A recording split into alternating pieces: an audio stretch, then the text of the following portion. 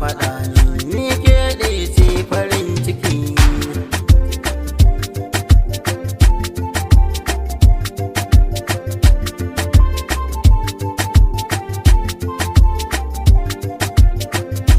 Ke ɗaya ce nake wa soyayya, so na gaskiya. Na duba cikin gari har ƙauye tun daren jiya. Soyayya tana sani laulayi na shagiya. Ke ɗaya ce mai warkar da cuta ya masoyiya.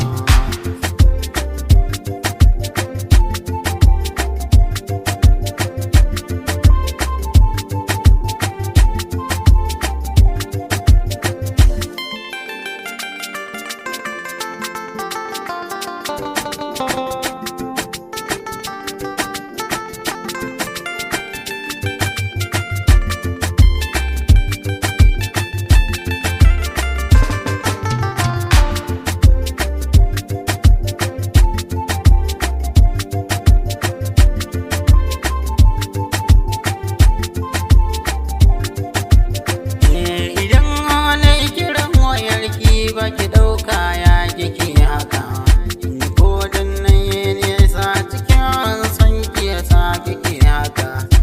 Kin yi shiru ina magana kin ya kike min haka, ko a ina ke za na nuna dan ke ce farin ciki na.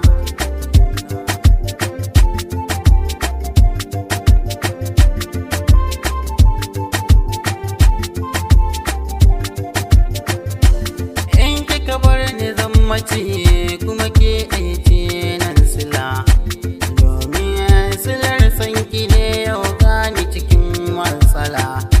Sauran mata ban kallon su balle in kula, ni ke ce matsala ta amma ya kike min haka.